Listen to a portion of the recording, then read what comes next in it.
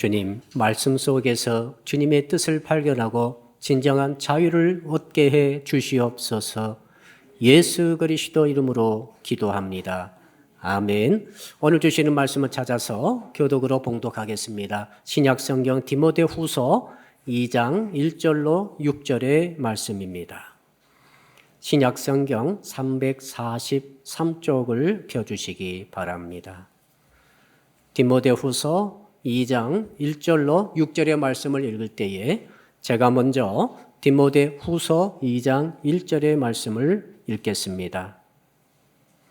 내 아들아, 그러므로 너는 그리스도 예수 안에 있는 은혜 가운데서 강하고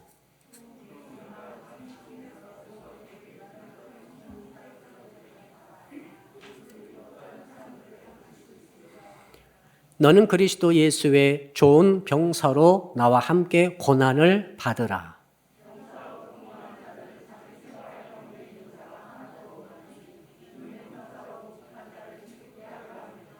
경기하는 자가 법대로 경기하지 아니하면 승리자의 관을 얻지 못할 것이며.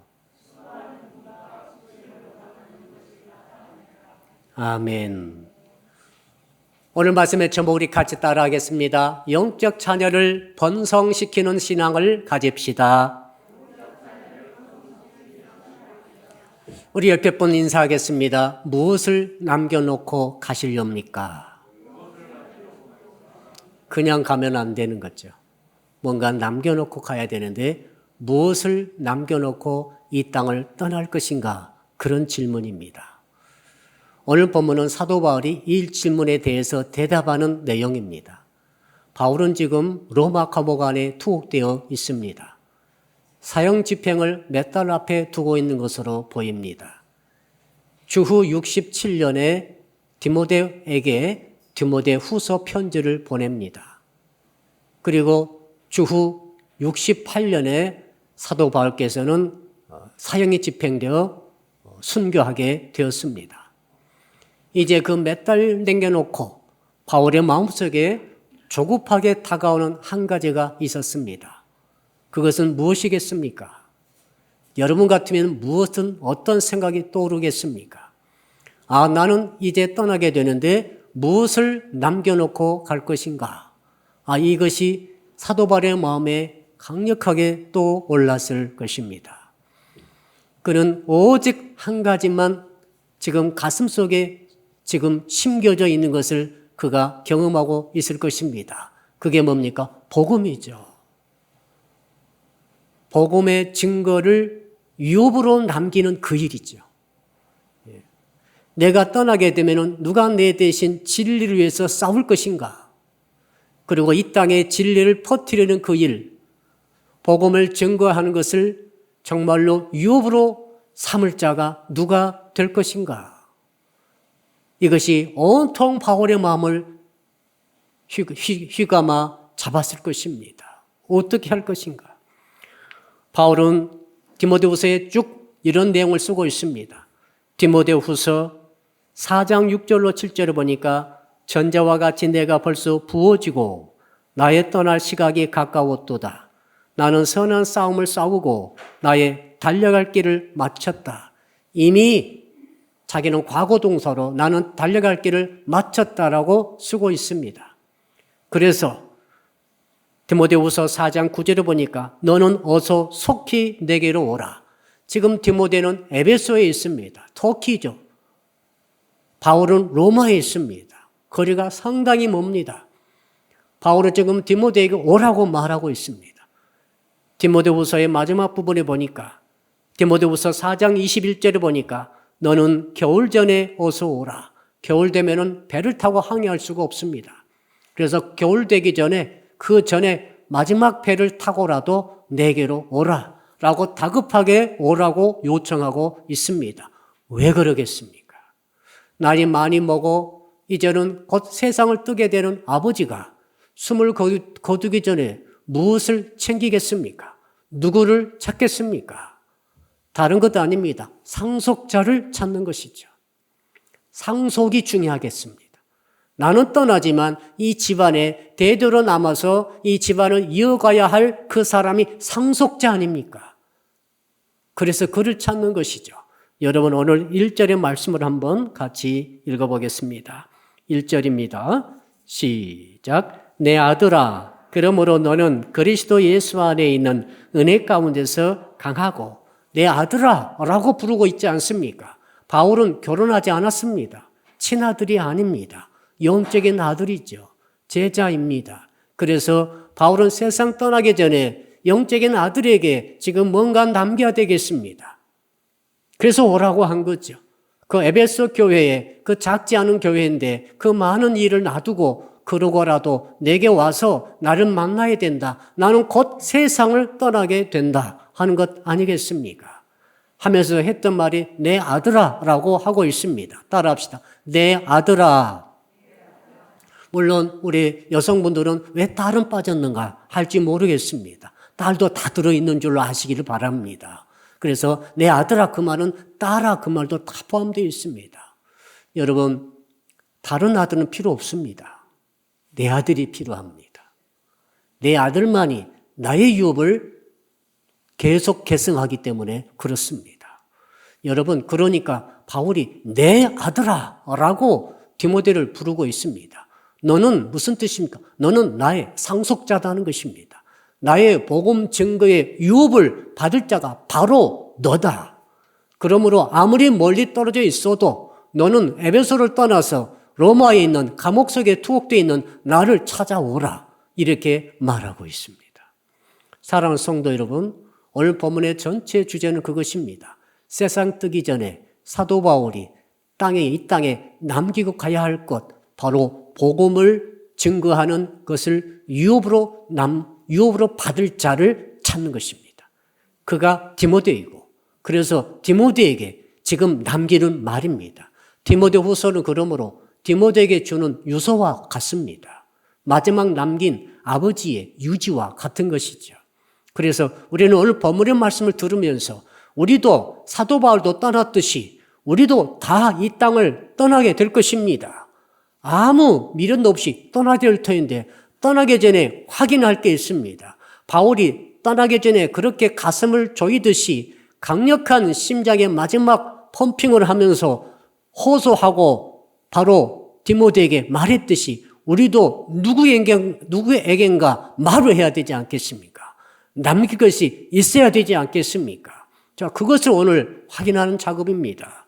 자, 우리가 복음 증거라고 하는 것을 유업으로 남기기 위해서 어떻게 되는가? 자, 바울이 디모데를 봤을 때 디모데가 참 연약합니다. 참 부족합니다. 그러나 아주 훌륭한 점도 있습니다. 이 모든 것들을 통틀어서 나는 가지만은 네가 이제 나의 바톤을 이어받아서 복음 증거를 해야 할 터인데 그러기 위해서 너는 어떻게 되느냐? 너 스스로가 복음의 증거의 유업을 이어받는 자로 여겨라는 것이죠. 한번 따라합시다. 나는 복음의 상속자입니다. 여러분에 대해서 어떤 생각을 가진가가 참으로 중요합니다.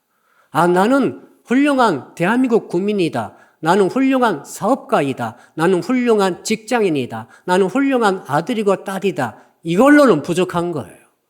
그것이 아닙니다. 대한민국 국민은 너무나 많습니다. 사업가도 너무나 많아요. 직장인도 너무 많습니다. 각 가정마다 아들, 딸들이 다 있지 않습니까? 그러나 오늘 주님이 본문을 기록하신 말씀을 통해 우리에게 하신 말씀은 너는 스스로를 복음의 상속자로 여기고 있느냐고 묻는 것이죠. 복음을 증거하는 것은 목사님과 풀타임 사역자들이 하는 것이지 우리들은 그냥 예배드리고 은혜 받으면 되지 않습니까? 이 생각이 잘못되어 있습니다. 이 생각이 잘못되어 있다고 주님이 오늘 말씀하고 있는 것입니다. 너는 내 아들이라고 하시는 말씀이 꼭 디모데에게 해당된다고 생각하지 말기를 바랍니다. 하나님께서 우리에게 하신 말씀이 너는 내 아들이고 내 딸이라 라고 말할 때에는 너는 복음 증거의 유업을 이어받을 자이다. 너는 복음의 상속자라고 하시는 말씀인 것입니다. 여러분 땅을 떠나기 전에 그냥 가시면 안 되겠습니다. 여러분은 남길 상속자를 찾아서 그 상속자에게 상속을 또 넘기고 유업을 다 맡기고 너는 이렇게 하라라고 나서 그러고 나서 확실하게 바톤 터치가 된 다음에 가야 되지 않겠습니까? 바울이 이런 생각 때문에 디모데에게 디모데후서를 쭉 적으면서 말하고 있습니다. 첫 번째가 너는 내 아들이라는 거죠. 세상에 아무리 훌륭한 것을 다 이어받아도 그것과 복음을 상속하는 것은 바꿀 수 없습니다. 왜 그런지 아시죠? 나라를 세웠다 합시다. 나라를 세운 것보다 더 큰 일은 땅에 없겠죠. 나라를 세웠는데 그 나라를 세운 것과 더 바꿀 수 없는 것이 뭔가 하면은 복음을 이어받는 거죠. 복음을 왜 그렇습니까? 복음은 영생과 연결되어 있습니다. 복음은 듣는 자가 구원을 얻게 되는 거죠. 복음은 그것을 듣고 믿기만 하면은 지옥 갈 사람이 천국 가게 되는 거죠. 영멸에 떨어질 사람이 영생으로 이어져 가게 되기 때문이 아니겠습니까? 그래서 복음을 내가 이어받았고 나는 세상을 떠나기 전에 복음을 유업으로 남기고 가야 된다는 생각을 스스로 갖기를 주름으로 축복합니다. 두 번째로 한번 따라합시다. 나에게는 내 아들이 있습니까? 아들이 이제 있어야 되겠죠. 상속하려면 아들이 있어야 됩니다. 지금은 딸도 똑같습니다. 자, 복음을 상속하려면 아들이 있어야 되고 딸이 있어야 되는데 그 아들과 딸을 어떻게 만나느냐, 그 문제를 오늘 말하고 있습니다. 그러면서 그 전에 뭘 말하고 있는가 하면은 아무리 상속자가 있다 할지라도 상속자가 강해야만이 그 부친의 모든 유업을 이어받을 것인데 디모데가 너무 약하게 보이므로 바울이 염려 겸해서 이렇게 강해지는 비결을 말하고 있습니다. 1절 후반절을 보니까 한번 따라 할까요? 은혜 가운데서 강해야 한다. 자, 아무리 유업이 훌륭하고 크고 위대하다 할지라도 유업을 이어받은 상속자가 너무 약해가지고는 아무것도 할 수 없습니다. 자, 우리가 이 땅에 살아가고 있습니다. 성도 여러분들이 우리가 지금 이 땅에 살고 있지 않습니까? 그런데 우리는 참 허약하고 연약한 것 같습니다. 정말 세상에서 우리가 하나님께서 우리에게 불어넣어 주시고 부여해 주신 위치와 그 사명과 해야 할 일을 보게 되면은 이거 정말 우리는 왕의 자녀로서 오늘 찬양했지 않습니까? 왕의 자녀로서 왕의 자녀니까 왕자 아닙니까? 공주 아닙니까? 하나님의 하늘의 왕권을 가진 자로서 세상을 호위하며 세상을 가로지르면서 세상의 사람들을 하나님의 나라로 이끌어 드려야 할 터인데 우리의 현실의 모습 보니까 참으로 연약하더라 이것입니다. 바울이 디모데를 볼 때 디모데 저 사람이 저 청년이 나의 상속자고 내 아들인데 보니까 약하다 이것입니다. 그럼 어떻게 강하게 할 것인가? 그 비결을 한마디로 요약할 때 은혜 속에서 강하라는 거죠. 한번 다시 따라합시다. 은혜 가운데서 강하라. 세상에서 가장 강한 것은 뭡니까? 핵폭탄입니까? 군대의 힘입니까? 러시아와 우크라이나가 지금까지 1년 넘도록 싸우고 있습니다. 우열을 가리지 못하고 있어요. 러시아가 한 달 내로 이길 줄 알았는데 이기지 못하고 있습니다. 오히려 지금은 어렵게 되고 있어요. 여러분, 도대체 무엇이 강한 것입니까? 여러분, 성도 여러분들, 오늘 바울께서 우리에게 주시는 이 영감과 은혜를 꼭 받으시기를 축복합니다. 바울이 성령의 영감받아 생각하기를 말하기를 야, 너는 다른 게 아니다. 네가 돈이 많아야 강한 것도 아니고 네가 세상의 권력을 가져야 강한 것도 아니다. 네가 무슨 검투 운동을 해가지고 강해지는 것도 그것도 아니다. 너는 뭐냐? 너는 바로 은혜 안에서 강해질 수 있다는 거죠. 여러분, 그럼 세상에서 가장 강한 게 뭘까요? 은혜 안에서 강하다고 그랬는데 그게 무슨 뜻인가를 잘 모르겠습니다. 요즘에 뇌과학자들이 호르몬 연구를 굉장히 많이 하더라고요. 뇌의 부분과 뇌의 작용과 호르몬의 분비 역할이 가장 밀접하게 연결되어 있다는 것입니다. 엔돌핀이라고 하는 호르몬을 우리는 잘 알고 있습니다.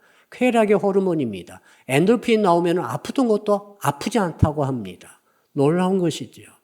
그 언제 엔돌핀이 나오는가? 깔깔깔 웃을 때 나온다는 것입니다. 옆 사람 인사합시다. 웃고 좀 삽시다. 너무 심각해가지고 지금 엔돌핀이 들어갈 것 같아요. 지금은. 그런데 주께서는 말씀하신 게 있어요. 엔돌핀보다 4,000배가 넘게 역사가 일어나는 호르몬이 발견되었습니다.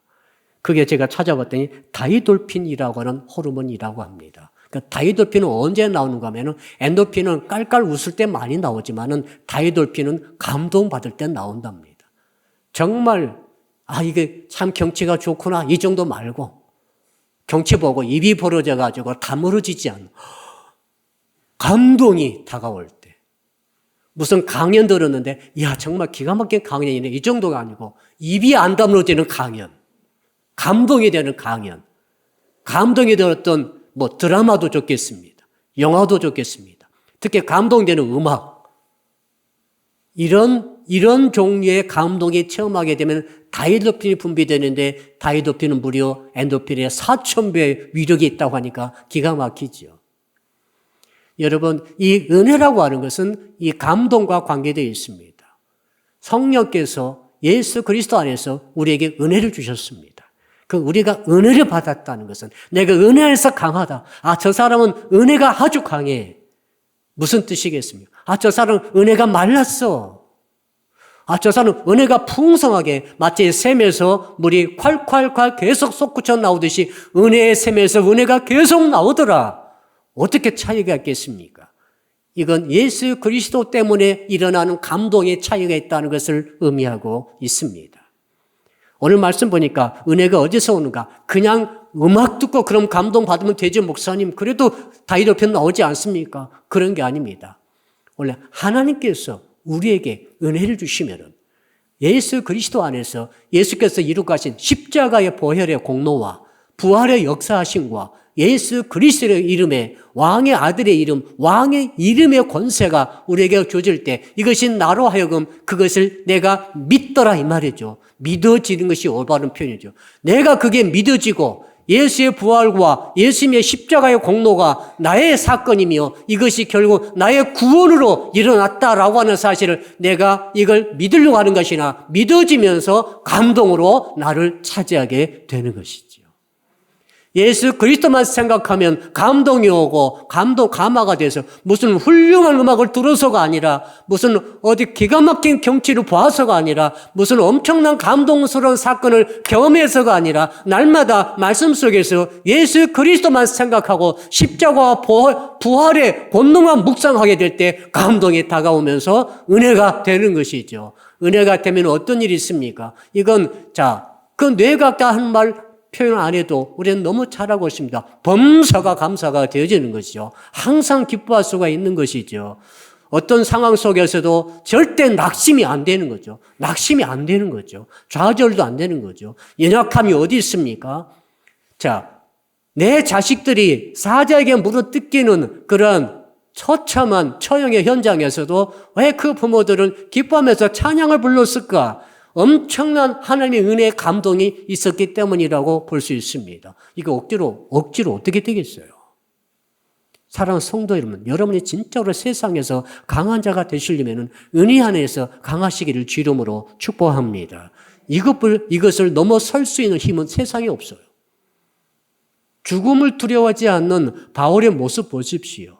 그가 감옥 속에서 온몸을 찢기며 두들겨 맞고 나서 기뻐서 주님을 찬미할 때 착고가 풀어지면서 옥토가 흔들리면서 옥문이 다 열려져 버렸습니다. 이게 무슨 역사입니까? 이게 은혜의 감동의 역사 아니겠습니까? 이 은혜가 지금도 예수 그리스도 이름을 믿는 모든 자에게 이미 주어졌음을 믿으시기를 바랍니다. 이것을 이제 바울이 말한 것입니다. 디모데야, 나는 가지만 너는 남아있으니 너는 강해야 된다. 네가 강해야만이 이 험하고 악한 핍박이 극치를 달하고 있는 그 네로 황제의 핍박이 극치에 달하고 있는 이 세상에서 네가 생명 걸고 복음을 전할 테인데 혹시 너도 나를 뒤를 이어서 생명을 잃을 것인데 너는 그럼에도 불구하고 이 복음 증거의 이 유업을 계속 이어가려고 하느냐? 그럼 너는 강하라는 것이죠. 어찌 디모데만 강해야 됩니까? 사랑하는 성도 여러분, 여러분이 지금 살아가는 현장을 보십시오. 여러분 정말 하나님 창조주 하나님을 부인하고 그를 거역하며 하나님이 없는 신화, 하나님 없는 세상, 하나님 없는 문화, 하나님 없는 물질, 하나님 없는 행복, 하나님 없는 모든 것의 즐거움을 추구하는 세상 아닙니까? 이 세상에 우리는 하나님을 말씀을 해야 되고 우리는 예수 그리스도가 유일한 구주인 것을 선포하고 이걸 삶으로 드러내야 되는데 얼마나 우리가 강해야 되겠습니까? 저는 여러분들이 오늘 이 말씀을 통해 여러분 진실로 은혜 안에서 강해지기를 주 이름으로 축복합니다. 그러면서 이제 사도 바울께서 뭐라고 말하고 있습니까? 한번 따라합시다. 내게 들은 바를 충성된 사람에게 부탁하라. 우리 2절의 말씀을 같이 읽겠습니다. 2절입니다. 시작. 또 네가 많은 증인 앞에서 내게 들은 바를 충성된 사람들에게 부탁하라. 그들이 또 다른 사람들을 가르칠 수 있으리라. 자, 바울은 복음을 예수 그리스도로부터 들었습니다. 부활하신 주님으로부터 다메섹 도상에서 직접 들었습니다. 누구십니까? 나는 네가 핍박하는 예수라. 이게 뭡니까 지금? 그러니까 바울이 지금까지 핍박하고 죽이려고 했던 그 예수님이 구세주이고 메시아이고 그리스도이고 하나님 것을 다메섹 도상에서 직접 만나버렸다 이 말입니다. 그래서 예수님으로부터 부활의 주님으로부터 바울은 복음을 받았습니다. 그러나 바울은 사도이죠. 육신적으로 12제자에 속하지는 않았지만은 부활의 주님으로부터 복음을 들었습니다. 다른 누구도 아닙니다. 바로 예수 그리스도가 복음을 바울에게 전수시켜 주셨죠. 주님이 바로 복음 아닙니까? 그래가지고 바울은 이것을 가지고 이 복음을 가지고 사방팔방 전도로 다니다가 디모데를 만났습니다. 디모데는 그때 소년이었습니다. 그 어머니 치마를 잡고 교회 나왔던 그 아이인데 그 디모데를 보니까 하나님께서 그에게 아마 은혜를 주시고 영감을 주셔서 제가 충성된 사람이구나. 바울은 충성된 자로서 디모데를 선택하고 그에게 하나님께서 주신 은혜를 가지고 그에게 복음을 전수한 거죠. 바울이 내게 들은 바, 바울이 만났던 예수님을 바울은 디모데에게 전했고 이제 디모데에게 말하고 있습니다. 디모데야, 너는 너 혼자 모든 걸 하려고 하지 말고 충성된 사람에게 네가 들은 바, 내게 들은 거 다른 거 말고 다른 사람에게 들은 거 말고 내게 들은 바 그 복음을 충성된 사람에게 전하라는 거죠. 그러면은 그 충성된 사람은 또 다른 사람을 찾아서 또 다른 충성된 사람에게 그들이 전하게 될 것이다. 이것이 네가 할 일이다. 라고 규정을 해놓은 것이죠. 그러므로 디모데후서 2장 오늘 2절의 말씀은 신약 성경에서 너무너무 중요한 말씀입니다. 이 말씀 때문에 저와 여러분이 오늘 여기 있는 것입니다. 어떻게 우리가 여기 있겠어요 지금? 예수 믿기 힘든 세상에서 어떻게 예수 믿겠다고 지금 이 추운 날씨를 뚫고 여러분 이 자리에 나와 계십니까? 누군가 예수께서 전해주셨던 그 복음, 바울이 전했던 그 디모데에게 전했던 복음, 디모데가 충성된 사람에게 전했던 그 복음, 충성된 사람이 또 다른 사람에게 전했던 그 복음, 그 또 다른 사람이 또 다른 사람에게 전했던 그 복음이 이어져 2000년 지나 오늘날 저와 여러분에게도 전달된 줄로 믿습니다. 우리는 예수를 믿을 때 예수께서 바울처럼 그렇게 찾아오셔서 믿은 것이 아닙니다. 우리는 누군가가 내게 전해줬어요. 누군가가 누굽니까? 충성된 사람 아닙니까? 또 다른 사람 아닙니까?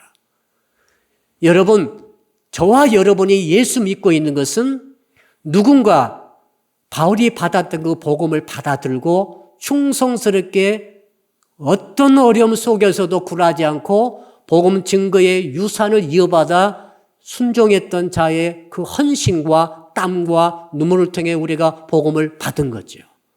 그래서 오늘 예수 믿는 거죠. 예. 그래서 바울은 말합니다. 바울이 이렇게 말합니다. 디모데야, 너 충성된 사람을 빨리 만나고 선택을 하라는 거죠. 여러 사람이 있습니다만 충성된 사람이 다 충성되지 않습니다. 복음에 충성된 사람이 따로 있는 거죠. 충성된 사람을 찾아서 그 사람에게 복음을 맡기라고 바울이 말하고 있는 것이죠. 올림픽 때 성화 봉송을 한번 생각해 봅시다. 자, 태양빛을 통해서 그리스에서 아테네에서 그 성화를 점화를 시키죠. 그 성화를 이제 들고 올림픽이 일어나는 그 나라의 스타디움까지 이제 가야 됩니다. 이게 성화 봉송 아닙니까? 이게 너무 멀기 때문에 가다가 이제 주자가 지치면은 다음 주자에게 넘깁니다. 이 불을 꺼뜨리지 않고 이 불을 다음 주자에게 넘기면은 그 다음 주자가 이거 받아들고 또 자기의 사명을 다할 때까지 힘이 닿을 때까지 달리고 다 달리면 또 넘겨주고 있지 않겠습니까? 자, 예수께서 바울에게 주신 것을 바울이 성화의 불빛, 바로 복음의 횃불을 들고 디모데에게 전해줬고 디모데는 이제는 바울께서 이제 나는 곧 간다.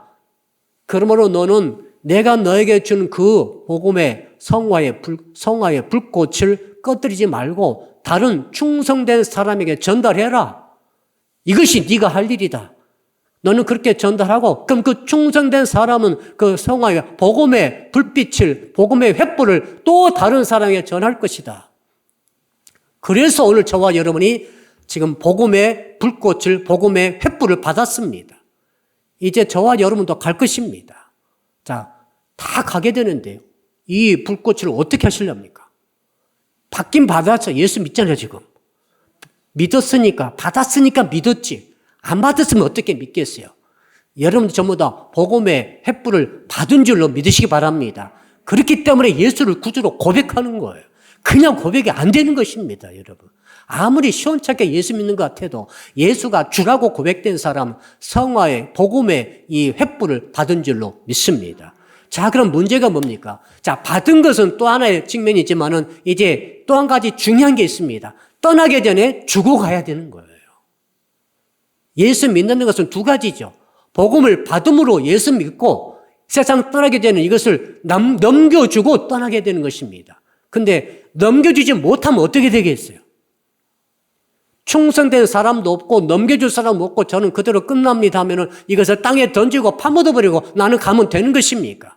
어떻게 이럴 수 있습니까? 이것의 복음의 이 횃불의 값어치가 뭡니까? 한 영혼을 건지는 것 아닙니까? 천국 가도록 지옥 갈 영혼을 천국 가도록 옮기는 것이 이 복음의 횃불의 역사가 아닙니까? 어떻게 이것을 꺼뜨리고 갈 수 있습니까? 꺼뜨려서는 안 될 줄로 믿습니다. 어떤 일이 있다 할지라도 우리는 이것을 반드시 유업으로 넘겨주고 다른 충성된 사람을 꼭 찾아서 그 사람에게 복음의 애따 받으시오. 받았어? 나는 책임 다해서 하고 가는 거예요. 근데 주지도 못하고 혼자 꺼뜨리고 간다고 한다면은 이건 너무너무 손해가 아니겠습니까? 한 분도 빠짐없이 복음의 횃불을 반드시 다른 충성된 사람에게 넘겨줄 수 있는 은혜가 있기를 주 이름으로 축복합니다. 그러면서 이제 바울이 뭐라고 말합니까? 복음 증거의 유업을 이어주려면 한번 따라합시다. 좋은 병사로 함께 고난을 받으라. 자, 3절 말씀입니다. 3절 우리 같이 읽읍시다. 시작. 너는 그리스도 예수의 좋은 병사로 나와 함께 고난을 받으라. 사도 바울 당시에는 로마 시대 아닙니까? 그러니까 로마 시대는 로마 군대가 전 세계를 지배했던 시대입니다. 로마 군대는 세계 최강의 군대입니다. 최고의 훈련된 군대입니다. 로마 군대의 군기는 말이죠. 세계 최강입니다. 그 누구도 로마 군대를 꺾을 수 없었습니다. 한 나라도 한 도시도 로마 군대에 대적하게 되면 반드시 그 도시를 없애버립니다. 그 나라를 무너뜨립니다. 예루살렘이 반란 일으켜가지고 티토 장군에 의해서 무너졌지 않습니까? 어떻게 무너졌습니까? 수백만이 죽었습니다. 다 죽여버렸습니다. 완전히 초토 만들어버렸습니다. 무서운 로마 군대입니다. 이 로마 군대를 이 바울 당시에 늘 보고 있습니다. 늘 로마 군대가 왔다 갔다 하면서 보니까 대단한 군대입니다. 로마 군대는 오직 황제에게 충성합니다. 로마 제국에 충성하는 거예요.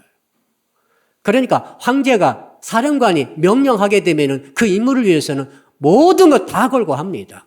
죽어도 소용없습니다. 생명 걸고 가는 거예요. 이것을 바울은 봤습니다. 그래서 지금 디모데에게 보니까 디모데야 지금 너는 예수 그리스도의 좋은 군사로 나와 함께 고난을 받을 자이다 라고 말해주고 있습니다. 성도 여러분, 우리 남성들은 군대를 갔다 온 경험이 있기 때문에 이걸 잘합니다. 군대에 가게 되면 어떻게 됩니까? 군대에 가게 되면 모든 것이 달라집니다. 집에 갈 수 없습니다. 그렇죠? 가족 못 만납니다. 청년들 애인 못 만납니까? 못 만납니다. 먹을 거 내가 마음대로 먹습니까? 못 먹고 못 마십니다.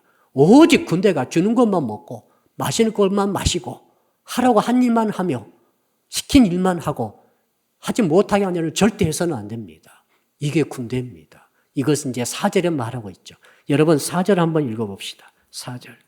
시작. 병사로 복무하는 자는 자기 생활에 얽매이는 자가 하나도 없나니 이는 병사로 모집한 자를 기쁘게 하려 함이라. 그 로마 병사들이 말이죠. 지금 로마 병사들이 전쟁에 이거 귀환하게 되면은 이제 귀환할 때 면류관을 씌워줘요. 훈장이죠. 훈장을 씌워줘요. 이걸 최고의 명예로 알았다고 합니다. 로마 군대는 말이죠. 그래서 예를 들어서 성벽을 올라가서 적의 성을 전부 점령했던 그런 장군에게는 뭘 줍니까? 바로 탈환했다는 면류관을 씌워주고, 그리고 포위됐다가 거기서 탈출해가지고 병사들을 건져냈던 그런 장군에게는 탈출했다는 면류관을 씌워주고, 그 전쟁에 승리하고 개선할 때는 개선했다는 면류관을, 승리의 면류관을 씌워준다고 합니다. 문제가 뭐냐? 그 면류관 업계에서는 생명을 잃을 것을 전혀 두려워하지 않고 전전한다는 그 말입니다. 지금 이런 것이 바탕에 깔려 있는 거죠. 바울의 생각 속에 예수 그리스도의 복음을 증거하는 데 유업을 이어받을 자인 너는 로마 군대 이상으로 너를 부르는 자 예수 그리스도에 의해서 고난을 함께 참여해야 할 자다. 이렇게 말하고 있습니다. 사랑하는 성도 여러분, 여기에서 우리는 몇 가지 중요한 점을 발견하게 됩니다. 한번 따라합시다. 자기 생활에 얽매이지 말라. 병사로 이제 입대했어요. 입대해가지고 자꾸 지배 문제로 여러 가지 또 관계된 사생활 때문에 왔다 갔다 할 수 있습니까? 왔다 갔다 한다고 합시다. 탈영해야 됩니까? 어떻게 되는 거죠? 이건 있을 수가 없는 거죠. 여러분들은 겉으로 민간이지만은 영적으로 볼 때는 예수 그리스도에 의해서 소집되어진 군대인 교회에 들어와서 군대 군사로서 지금 복무 중에 있는 사람들입니다. 그렇잖아요. 목사님, 저는 예수님의 군사 아닙니다. 한번 손 들어보세요. 나는 예수님 군사 아닌데요. 그럼 뭡니까, 당신은? 당신의 신분을 밝히시오. 당신의 정체성을 밝히시오. 목사님은 군사지만 나는 군사 아닌데요. 그럼 뭐요? 있을 곳이 없어요. 여러분이 만일에 예수님의 군사가 아니라고 한다면은 마귀의 군사입니까? 신분증을 내야 될 거 아닙니까? 정체를 밝히시라, 정체를. 정체는 한 가지밖에 없어요. 예수 그리스도의 사람은 전부 예수님의 군사입니다. 믿으시기 바랍니다. 교회는 뭡니까? 왜 교회가 있습니까? 뭐 하려고 우리가 모여 있습니까? 각 뿔뿔이 흩어져가지고 개인적으로 믿으면 되지. 왜 하나님을 자꾸 모이라고 하십니까? 모이기를 힘쓰시길 바랍니다. 군대가 흩어지면 하나도 힘을 못 써요. 군대는 모여 있을 때 단일한 명령 체계에서 그 명령에 순종할 때, 복종할 때 강력한 힘을 발휘하는 것이죠. 하나님께서 그래서 교회로 모이라고 하신 것입니다. 우리는 군대이기 때문에 그렇습니다. 한 사람 한 사람 군사입니다. 그러면 여러분은 개인 사생활에 대해서 상당한 생각을 정립을 해야 합니다. 오늘 말씀 자세히 보니까 자기 생활에 얽매이지 말라 이 뜻을 오해할 수 있습니다. 그러면 예수 믿고 교회만 열심히 다니고 직장 생활도 가정 생활도 가장 대충 하지 뭐 이런 생각을 가지시면 안 됩니다. 그게 아닙니다. 지금 정말 중요한 것은 우리가 이 땅에 살아갈 때 사업할 수도 있고 직장 다닐 수도 있고 학생일 수도 있고 또 누가 있습니까? 가정주부일 수도 있고 각각 전부 다 임무와 세상적인 역할이 다 다릅니다. 군사로 모집해서 사생활에 얽매이지 않는다고 그래가지고 세상 직장 생활도 사업도 그냥 대충 가정도 하고 오로지 교회 와서 충성을 다 바치고 여기 다 해라 그런 말이 아니라 정체성을 확실히 하라는 것이죠. 한번 따라합시다. 나의 정체성을 확실히 하겠습니다. 뭐예요? 예수님의 군사라 이 말이에요. 예수님의 군사가 하나님께서 군인으로서 어디로? 직장에 보내신 것이죠. 사업장에 사업하라고 하신 거예요. 사업을 열심히 하되 군사의 정신으로 해야 되는 것이죠. 가정주부는 군사의 가정 생각을 가지고 가정을 이끌고 가는 것이죠. 그런 의미입니다. 그러니까 우선순위의 문제지 세상 일을 소리하는 말이 절대 아닙니다.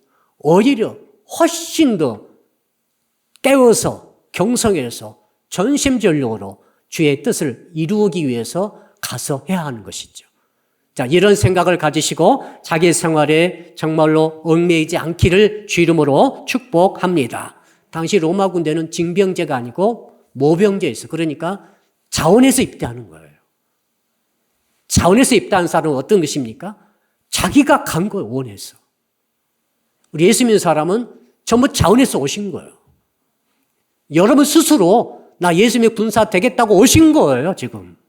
그러므로 책임은 여러분이 지는 것입니다. 책임을 져야 되는 거예요. 임무의 수행을 해야 되는 것입니다. 자, 그러므로 사랑하는 성도 여러분, 우리 중에 누구가 복음을 위해서 사는지 자기를 위해서 사는지는 우리는 함부로 판단 못하겠습니다. 함부로 판단 못해요. 그러나 주님은 아실 것입니다. 네가 나의 군사로서 살고 있구나. 아, 너는 내 군사로 살고 있지 않구나. 주님은 아시겠죠. 누가 알겠어요. 주님은 알고 아실 것입니다. 예수 그리스도의 비전을 위해서 정말 군사로서 헌신하고 뛰고 있는 사람이 누구인지를 주님은 아시고 하나님께서 그를 더욱더 쓰실 줄로 믿습니다. 오나교회는 사랑 믿게 모든 성도들이 예수 그리스도의 아름다운 군사가 되시기를 주 이름으로 축복합니다. 그 다음에 어떻게 또 하나님께서 말씀하시는가 하면 바울을 통해서 한번 따라합시다. 법대로 경계하는 자가 되어야 한다. 5절의 말씀을 같이 한번 읽어봅시다. 5절 시작. 경계하는 자가 법대로 경계하지 아니하면 승리자의 관을 얻지 못할 것이며. 자, 예수님의 군사는 주의 지도자는 지도자와 함께 고난을 받아야 됩니다. 이게 좋은 군사입니다. 좋은 군사, 저 사람이 좋은 군사다, 충성된 군사다, 이 뜻은 한 가지밖에 없어요. 지휘자가 명령하는 것에 따라서 순종하면서 지휘자와 함께 고난을 나누는 거예요. 그러니까 2절, 3절 계속 그 말씀, 3절, 4절 그 말씀입니다.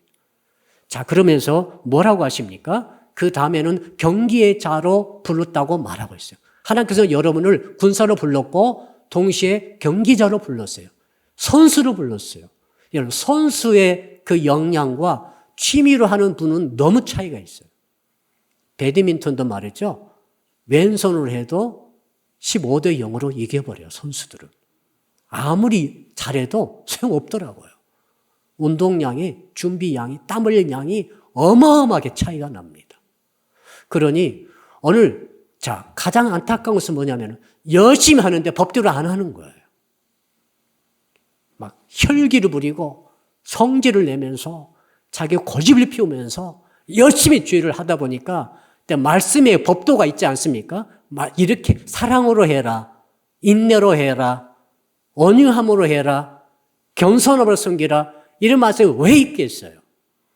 근데 우리 교회 안에서 뒤에 군사로 부름받아가지고 열심히 하다 보니까 말씀의 법도를 벗어날 경우가 있을 때 주께서 하신 말씀이 그것입니다. 야, 그렇게 하지 말라는 거예요. 경기자가 법대로 경기해야지 법을 어기게 되면 실격이라는 거죠. 축구할 때 가장 안타까운 경우가 있죠. 예, 옵사이드. 골을 넣었는데 옵사이드 판결 나면 그렇게 화가 나죠. 아, 이게 지금 그럴 수가 있나? 아, 그럼 할 수 없어요. 심판이 옵사이드 하면 끝이에요. 노콜이에요, 그거. 자, 100m를 진짜 기가 막히게 탄화처럼 달렸는데 나중에 보니까, 찍어보니까 나중에 살짝 스텝 한 개가 트랙을 벗어났어. 그 실격이에요, 그건. 예수 믿는 성도 여러분들이 열심을 가지고 달려가는 건 좋으나 말씀을 벗어나게 될 때는 아주 위험합니다. 이건 실격될 수가 있어요. 주께서 그걸 말씀하시죠. 그러므로 어떻게 됩니까? 자, 선수들이 그냥 선수가 되겠습니까? 얼마나 땀을 말리렵니까? 그 룰을 정해놓고 그 룰에 따라서 자기 몸을 완전히 적응시키는 거죠. 훈련하고 연단하고 자기를 단련합니다. 성도 여러분들, 말씀을 붙들고 이제는 취미 생활을 해서는 안 됩니다. 말씀은 취미가 아닙니다. 말씀은 땅이 스며 있는 나의 훈련의 현장의 룰이 말씀이에요. 나는 사랑이 없어요. 나는 성질이 좀 고약해요. 나는 좀 여러 가지로 단점도 있고 약점도 있고 정말 치명적인 것도 좀 있어요. 너무 이런 것들도 좋아할 수도 있어요. 자, 이런 분들이 많이 계실 거예요. 그래서 주님, 저는 주께 쓰임받기 너무 어렵습니다. 그냥 저는 이렇게 갈게요. 이런 분도 계실지 모르겠어요. 여러분, 오늘 바로 5절의 말씀이 여러분이 주시는 말씀입니다. 여러분, 말씀의 룰로 여러분 자신을 연단하기를 바랍니다. 언제까지요? 정말로 룰대로 살아갈 수 있을 때까지 여러분을 연단해야 합니다. 말씀 붙들고 여러분을 훈련하기를 바랍니다. 끝까지 최선 다해서 전심전력으로 여러분을 연단하시되 어떻게 됩니까? 사랑과 희락과 화평과 자비와 양성과 충성과 온유와 절제 인품이 나올 때까지 해야 합니다. 천사도 그런 천사가 없어요. 그렇게 해야 합니다. 자기 성질 자랑하지 마시고 늘 낙심잘하고 늘 좌절잘하신 분도 여러분 다시 일어서야 됩니다. 어떻게 성경이 낙심하고 좌절하라고 말하고 있습니까? 나는 약하다, 나는 신앙이 약해 이런 말 하지 말기를 바랍니다. 언제까지 신앙이 약하다고 앉아있을 것입니까? 경기대로 승리하는 경기자가 되시기를 주 이름으로 축복합니다. 마지막으로 우리 6절 말씀을 같이 읽겠습니다. 6절 시작. 수고하는 농부가 곡식을 먼저 받는 것이 마땅하니라. 우리 주님께서는 우리를 전투하는 병사로, 두 번째로는 경기하는 경주자, 선수로, 세 번째로는 농부로 말씀하고 있습니다. 농부의 특징이 있어요. 오늘 씨앗을 심으면은 내일 거두는 농부는 없어요. 이달에 심으면 다음 달에 막 거두려고 하지도 않아요. 농부는 인내가 최고로 중요한 특징입니다. 가장 기본적인 것은 참는 거예요. 옆 사람 인사합시다. 좀 참아냅시다. 어떤 어머니가 말이죠. 성질이 급해. 그래서 아기를 낳아가지고 한 달 됐는데 이제 젖병을 가지고 이제 우유를 먹이고 있어요. 얼마나 아기가 이뻐요. 그 다음날 일어나가지고 이제 대학교 교정에 갔어요. 대학교 입학시키려고 한 달짜리를 갖고 간 거예요. 입학시켜달라니 천재라고. 누가 받아줘요? 그런 어머니들이 많아요. 여러분 하나님 나라는 말이죠. 잘해야 되거든요. 이렇게. 그러니까 지금 너무 형편이 없다고 그래가지고 낙심할 것도 아니고 그를 내칠 것도 아닙니다. 두고 보고 계속 농부처럼 씨앗을 심었으면 지켜봐야 됩니다. 언제까지? 자랄 때까지. 더 나아가서 항상 깨어 있어야 되죠. 비가 와도 눈이 와도 바람이 불고 혹은 비가 안 와도 낮이 오고 밤이 와도 항상 깨어서 때를 놓치지 않아야 됩니다. 왜? 물을 줄 때가 있고 물을 뺄 때가 있고 북을 낼 때가 있고 더 나아가 거름을 줄 때가 있고 또 추수할 때가 있고 그 다음에 심을 때가 있고 전부 때가 있는데 때 놓치면 농사 버립니다. 그러면 성도 여러분들은 어떻게 되는가? 항상 경성하고 깨어서 주께서 주신 때를 놓치지 않는 그런 신실한 농부가 되어야 할 줄로 믿습니다. 이제 말씀의 결론을 내리겠습니다. 우리 인생은 다 지나갑니다. 예의가 없습니다. 그 지나가면 끝입니까? 세상 그렇게 말합니다. 끝이니까 지금 있을 때 잘하자. 행복하자.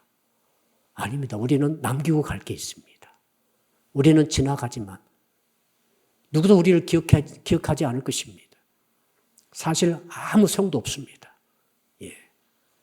나를 위해 동상 세워져 봤자 나는 아무것도 모릅니다. 지나가 버렸잖아. 이순신 장군은 당신 동상이 있는지도 모르세요. 우리가 그걸 기억하고 역사를 기억하는 것이지. 여러분, 저와 여러분이 이 땅에 날 때 뭘 남기고 가시렵니까? 집을 남기고 돈을 남기고 명예를 남기고 훌륭한 가문을 남기고 다 좋습니다만 싹 지나갑니다. 아무것도 아니에요. 그러나 영원히 남는 게 있습니다. 그건 뭡니까? 복음입니다. 복음은 영원히 남습니다. 그리고 복음은 뭡니까? 영생을 남겨주는 것이죠. 복음에 통해서만 영생이 있습니다. 다른 그 어떤 것도 없습니다. 그러므로 사랑하는 성도 여러분, 오늘 저는 하나님께서 여러분에게 말씀하셨다고 믿습니다. 여러분 충성된 주님의 군사가 되시기를 축복합니다. 훌륭한 인내심 가진 주의 농부가 되시기를 축복합니다. 그리고 말씀을 자기를 끊임없이 연단시켜 훈련시켜서 말씀의 트랙을 따라 평생을 달려가시는 주님의 그 경주자가 되시기를 축복합니다. 기도하겠습니다. 주신 말씀 붙들고 주여 부르면서 우리 1분간 통성으로 기도합니다. 주여 아버지 하나님 디모데후서 2장 1절로 6절의 말씀을 통하여서 아버지 영적 자녀를 아버지 번성하게 하는 신앙이라는 제목으로 말씀을 들었습니다. 오 주님, 우리 인생이 지나가고 말 것이 아니옵나이까? 그러나 우리 인생 그냥 지나갈 수가 없습니다. 그냥 지나가면 어떻게 됩니까? 아무것도 남긴 것이 없는 것이 아니라 반드시 남긴 것이 있어야 된다고 말씀하시니 복음만이 유일하게 남겨야 할 유일한 가치가 되는 줄로 믿습니다. 충성된 사람을 통해서 남기게 하여 주시옵소서. 또 다른 충성된 사람을 만나서 남기는 역사가 있게 하여 주시옵소서. 아버지는 복음을 통한 소식을 남기게 하여 주시고 복음을 통해 영생을 남기게 하여 주시옵소서. 새 생명의 번성을 남기고 하나님 나라에 가는 저희들이 되게 하여 주시옵소서. 그러기 위해서 은혜 안에서 강한 자가 되게 하여 주시옵소서. 주의 군사로서 고난을 겪으며 살아가게 도와주시옵소서. 주님의 경주자로서 말씀의 법도를 지키며 살아가게 하여 주시옵소서. 주님의 농부로서 생명을 키우며 인내하며 끝까지 깨어있는 부지런한 성실한 농부가 되게 해 주시옵소서. 감사합니다. 예수 그리스도 이름으로 기도합니다. 아멘.